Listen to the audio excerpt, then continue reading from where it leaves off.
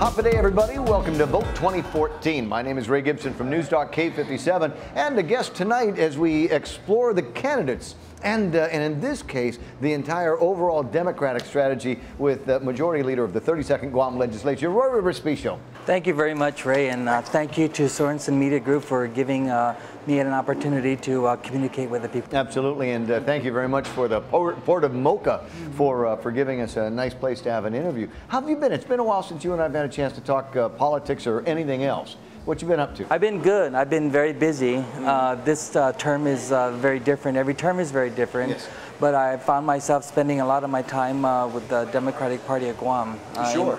In the last 7 months, when I ran for party chair, together with Dr. Narissa Underwood and every single member of the Central Executive Committee, we ran into what others would have coined a burning building, where we had essentially no party at all. But we committed to uniting the Democratic Party, recognizing decades of hurt, recognizing and accepting that there's three political giants within our party, Governor Cora Gutierrez, Dr. Robert Underwood, and Congresswoman Madeline Berdalio. And so I'm happy to report, Ray, that everything is by design. Over the last 7 months, the party is alive and well. We have a gubernatorial team. We have 15 candidates for the legislature. And because the party's so effective, we actually have 2 congressional candidates under our banner. And we'll talk about each of the dynamics of all of that. And going back, as you say, everything by design, but it was a cleverly hidden design. And I know that you personally took a lot of criticism for rushing into that burning building and seeming like there was no end game. And going on listening tours, and well, gee, Rory, what were you hearing at those listening tours? So as you say, all of that was by design, strategic thought. Well, I know some of the beating came from you, but it's okay. It's okay. There was always an end in sight. Okay. There was always an end in sight, and whenever you go back and reach from deep within, understanding the tenets of the Democratic Party of Guam, what it means to be a Democrat, what it means to be a party of inclusion where you welcome Republicans and independents. And we took this to the streets. We took this to the grassroots to let them determine our gubernatorial team. And so it was a process. It was a process that I'm very happy to report for the last 7 months. It was kind of dark, and oftentimes I was the subject of, if there's anyone that was going to be blamed, it was going to be me. It was going to be Narissa Underwood. Yes. It was going to be members of the CEC. But whenever there's an end in sight, and for me, I operate in 24-hour cycles. So whatever happened the day before, that's the past. And I think taking that formula and rebuilding the Democratic Party of Guam from the bottom up, and to have the support of Speaker Wampat, Vice Speaker B.J. Cruz, and the leadership, really, I wouldn't be here today reporting excitedly that we have a team for governor, lieutenant governor, senators, and also for the delegate to Congress. Now, I was trying to do a count on a number of bills that were introduced or that you've had passed in the 32nd Guam Legislature, recognizing, of course, that's not a very good benchmark for you for a lot of reasons, up to and including your role as the chairman of the Democratic Party of Guam, but also your role as the majority leader, chairman of rules, and things like that. Were there some bills that you really wanted to get out and just didn't have any time this time? No, I'm actually very happy with my legislative record. I was able, with the support of my colleagues, to secure money for the Tumon precinct to help the police officers. There was also money for the GMH from taxes developed from the new hospital.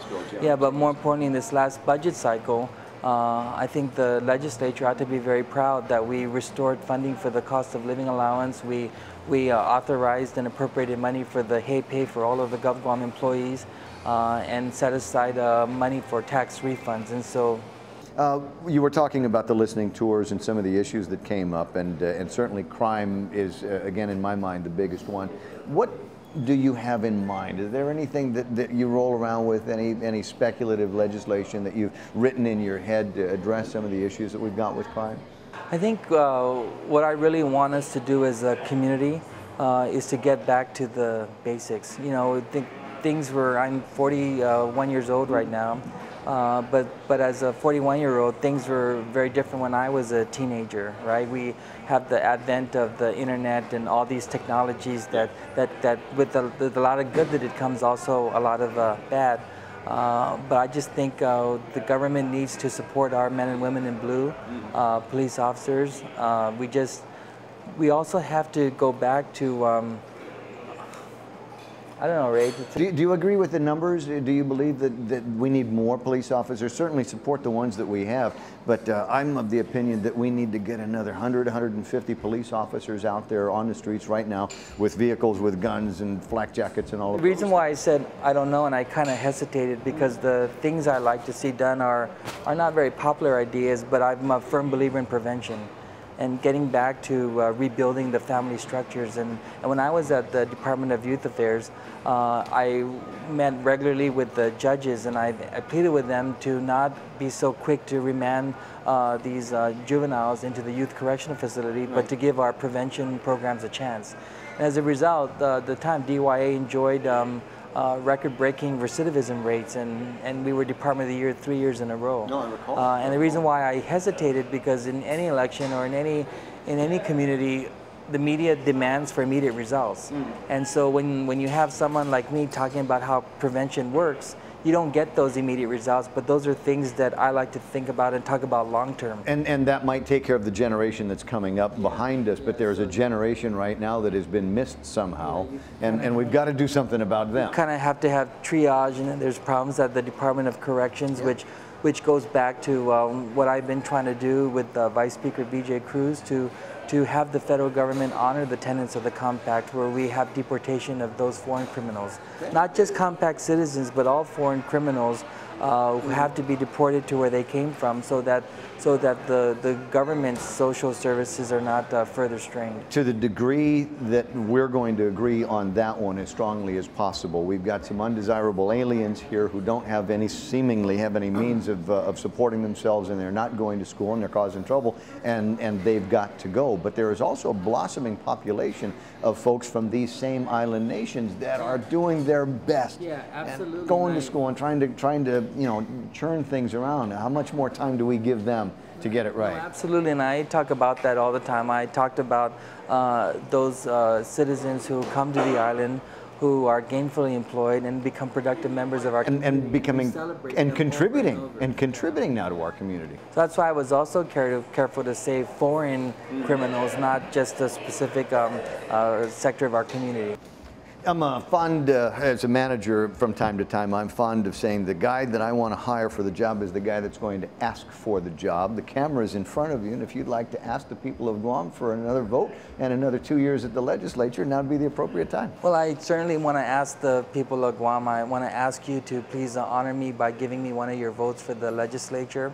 I filed on May 1st because it was Law Day, and the theme is your vote matters and your vote counts. And so I really humbly and respectfully ask that you send me back to the legislature. As I discussed with Ray here, I'm very proud of my legislative record and the things that I'm willing to do to keep our community united and moving forward.